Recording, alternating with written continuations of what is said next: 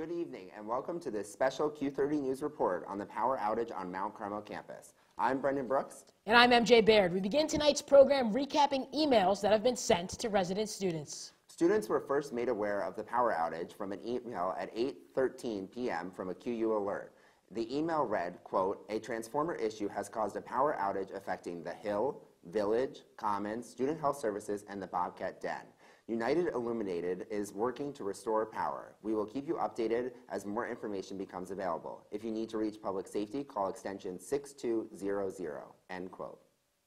The second communication from the university came at 10:45 p.m. and provided details to students on where they can find accommodations if they are being evacuated.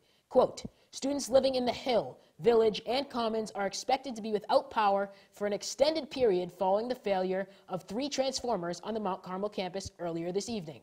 The university is working to address the problem. To ensure that all of our impacted students have a warm place to sleep this evening, the university's emergency management team has enacted a plan for students to gain access to their rooms and move to areas where there is power.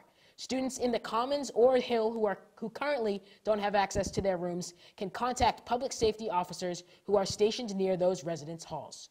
Students who live in the Village and need to get access to their rooms should come to public safety. Students in the impacted areas must do one of the following: make plans to spend the evening with a friend or relative who has power, come to the Carl Hansen Student Center, room 120, to be assigned an empty bed, or come to Burt Kahn Court where mattresses have been set up. The Carl Hansen Student Health Center, and the Arnold Bernard Library will remain open throughout the evening. Pizza is available at Burt Kahn Court.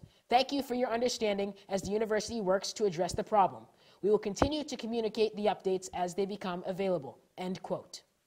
At 11:29, students who live in the Commons Residence Hall were allowed to return. Quote, "Students who live in the Commons are now allowed to return to their rooms where there is heat, fire protection, and emergency lighting. All other lighting will remain minimal. There is no hot water. The university will issue its last statement of the night at around 2 a.m., end quote. And here's what we know of as of midnight tonight. At 8:14 p.m., first reports of power outages were emailed to students. At 9:30 p.m., students were formally evacuated from their residence halls if they live in the Commons, the Hill, and the Village. At 10:35 p.m., mattresses were delivered to Burt Kahn Court to accommodate students who were displaced. At 10:46 p.m., it was reported that the emergency management team has been activated to assess the situation. At 11:30 p.m., students were allowed to return to the Commons residence halls, and it is expected that at 1 a.m., the emergency management team is expected to hold a progress meeting or has already held that meeting. Facilities is also expected to meet to discuss the impact this situation has had on residential facilities and other university services. The university plans to contact students by 2 a.m. So, Brendan, we've already established it. Students here at Quinnipiac have 3 options for tonight. They can stay with a friend, they can sleep in Burt Kahn Court on mattresses. We were there earlier today. There had to be at least 200 mattresses set up in the gym, or they can spend the night in SC 120 and get further direction from there. We caught up with a couple students who just happened to be sitting in the piazza earlier this evening, and here's what they had to say. Well, so we live in Old Village, Village 430, and we were just kind of chilling in our room, and all of a sudden the lights just kind of started flickering, and then we have a fan on the printers, and they just started going bizarre. So we just went outside to see what was going on, and everything was just dark on our side. We saw the rat was lost power, and everything lost power, and everybody was just kind of really confused. And then we couldn't tap back into the building because that went out too, and then we just kind of were waiting around, and I guess kind of a little disappointing that the school didn't really give us notice until an hour later. We were just waiting for an email or a phone call or anything, and it took an hour, and then we started seeing fire trucks and just hearing things from other people saying that the transfusers or transmitters went on fire, and yeah, it was just really confusing basically, but it's an experience. Also earlier this evening, we spoke to one resident of the Commons who said that she was booking a hotel room based on her parents' suggestion for her to move there tonight. Here's what she said. I was at my semi-formal, but me and my big, since she lives in New Village, she's out of power too, and we're nervous that Commons is going to go out again. So we're just going to go to a hotel. Our parents got us a hotel.